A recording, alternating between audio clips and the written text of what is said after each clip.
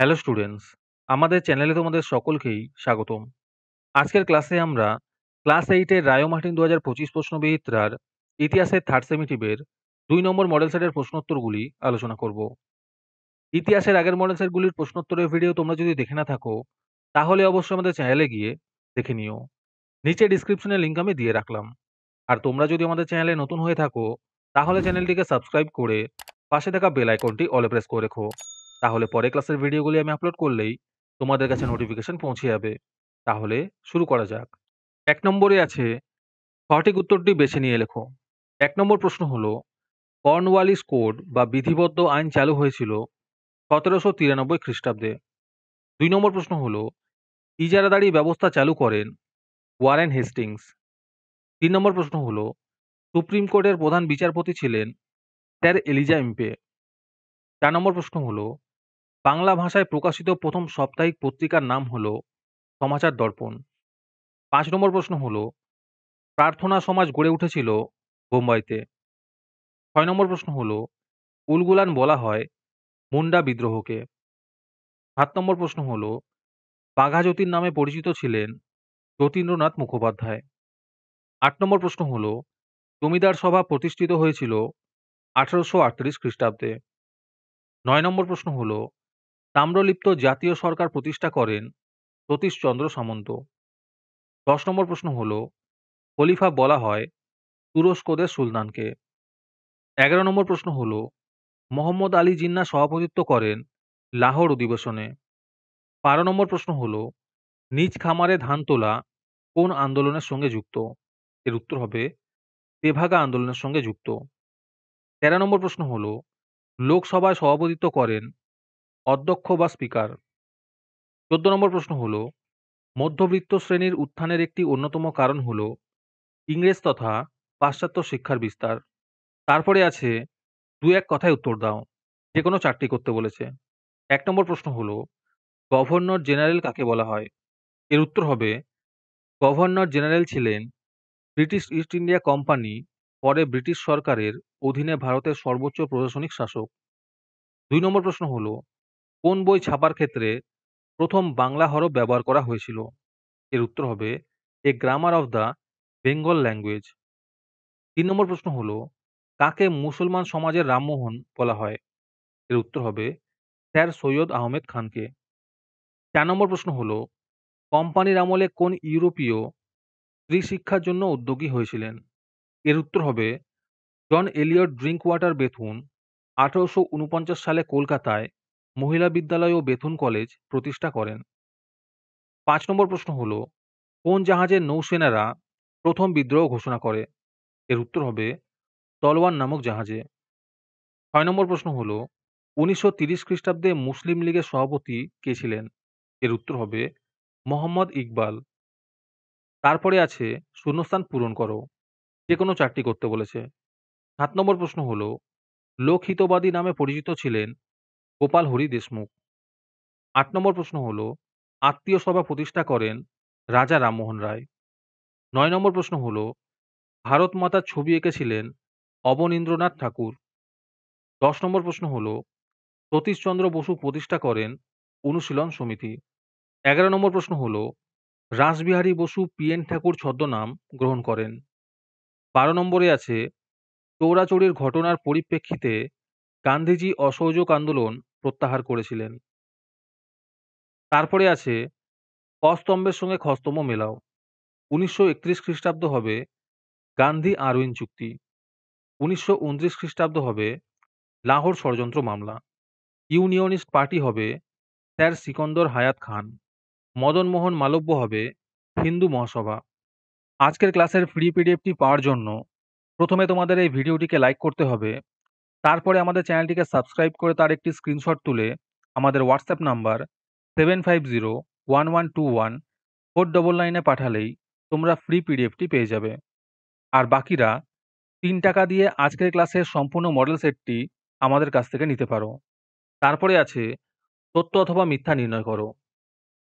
১৭ নম্বর প্রশ্ন হলো, পশ্চিমবঙ্গের প্রথম মুখ্যমন্ত্রী ছিলেন শ্রী প্রফুল্লচন্দ্র ঘোষ। এটি সত্য হবে। ১৮ নম্বর প্রশ্ন হলো, সাইলেন্ট ভ্যালি আন্দোলনের লক্ষ্য ছিল অরণ্য ধ্বংস করা। এটি মিথ্যা হবে। তারপরে ৩ নম্বরে আছে ২-৩ টি বাক্যে নিচের প্রশ্নগুলির উত্তর দাও। এই প্রশ্নের উত্তরগুলি আমি তোমাদের দেখিয়ে দিচ্ছি। তোমরা দেখে, দেখে নোট ডাউন করে নিও।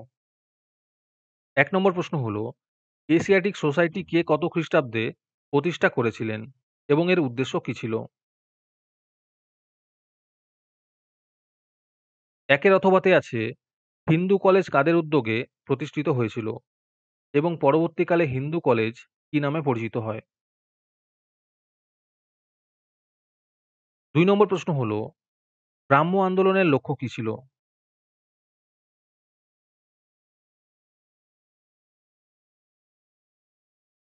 ২ এর অথবাতে আছে, মোপালা বিদ্রোহ হয়েছিল কেন?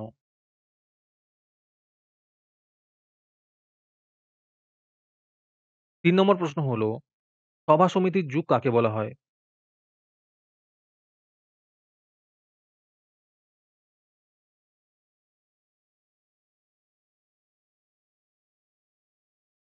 ৩ এর অথবাতে আছে, নরমপন্থী ও চরমপন্থীদের মধ্যে দুটি পার্থক্য লেখো।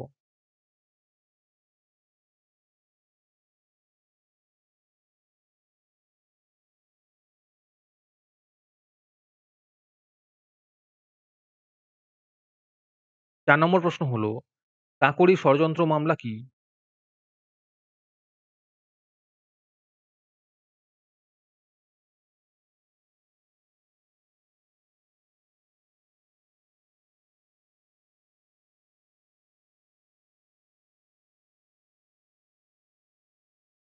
৪ এর অথবাতে আছে, ডান্ডি অভিযানে গান্ধীজি কেন লবণকে বেছে নিয়েছিলেন? ৫ নম্বর প্রশ্ন হলো, নাট্যাভিনয় নিয়ন্ত্রণ আইন কি?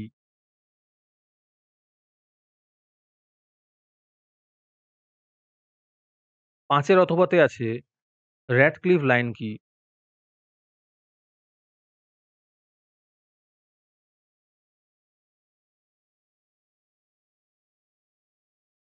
৬ নম্বর প্রশ্ন হলো, নর্মদা বাঁচাও আন্দোলন কেন হয়েছিল?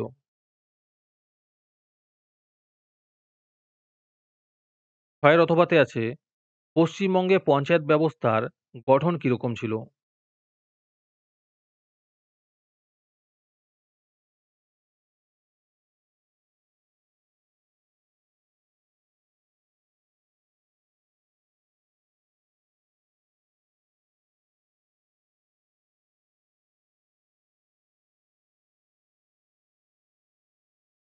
তারপরে ৪ নম্বরে আছে, নিম্নলিখিত প্রশ্নগুলির ৪-৫ টি বাক্যে উত্তর দাও। ১ নম্বর প্রশ্ন হলো, আলিগড় আন্দোলন সম্পর্কে কি জানো?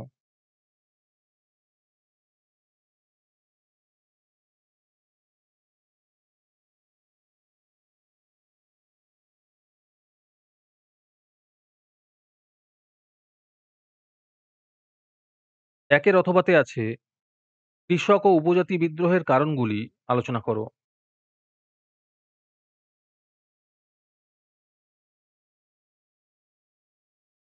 ২ নম্বর প্রশ্ন হলো, সেফটি ভালভ তত্ত্ব কি?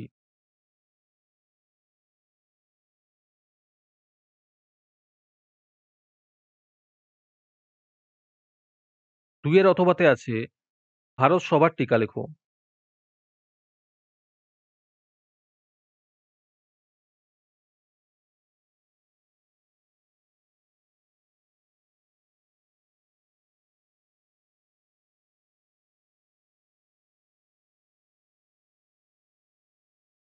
৩ নম্বর প্রশ্ন হলো, অলিন্দ অভিযান বলতে কি বোঝো?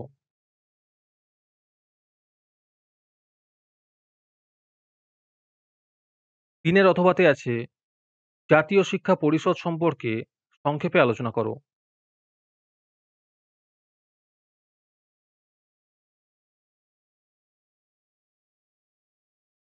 ৪ নম্বর প্রশ্ন হলো, মাউন্টব্যাটেন পরিকল্পনা কি?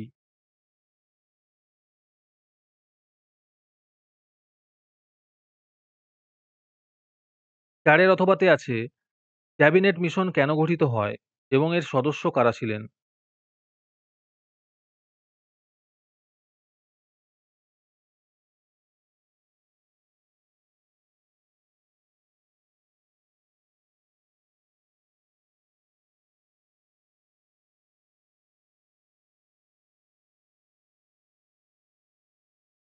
৫ নম্বর প্রশ্ন হলো, ভারতের প্রধানমন্ত্রী কিভাবে নির্বাচিত হন?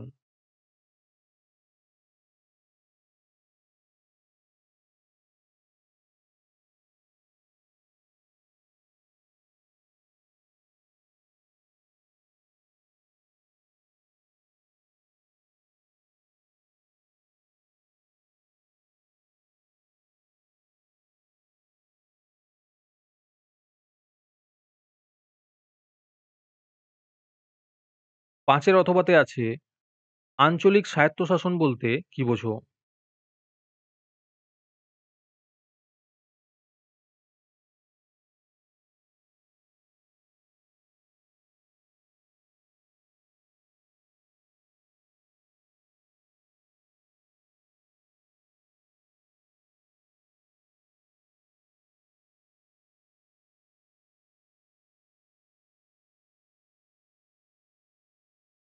তারপরে ৫ নম্বরে আছে, নিচের প্রশ্নগুলির ৮-১০ টি বাক্যে উত্তর দাও।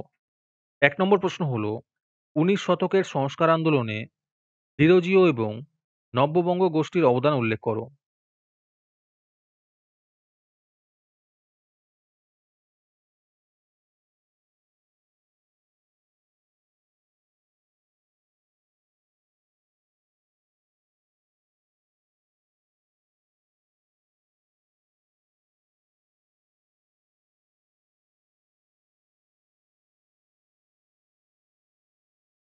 ১ এর অথবাতে আছে, ১৮৫৭ খ্রিস্টাব্দের সিপাহী বিদ্রোহের প্রকৃতি আলোচনা করো।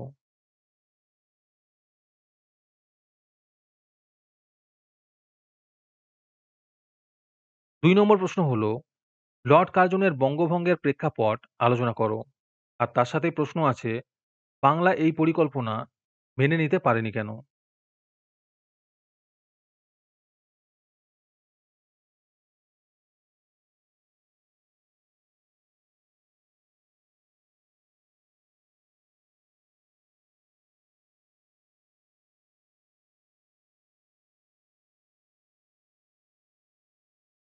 ২ এর অথবাতে আছে, জাতীয় কংগ্রেসের চরমপন্থী মতবাদের উদ্ভবের কারণ কি?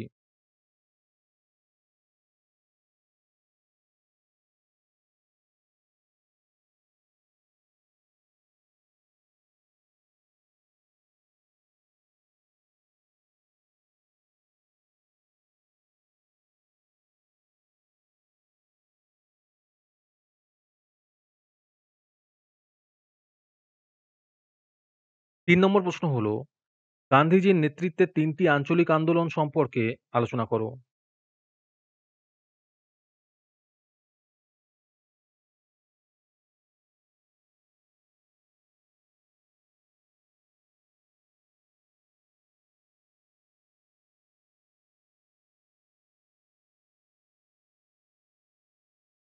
তিনের অথবাতে আছে, ভারতের স্বাধীনতা সংগ্রামে সুভাষচন্দ্র বসুর অবদান সংক্ষেপে আলোচনা করো।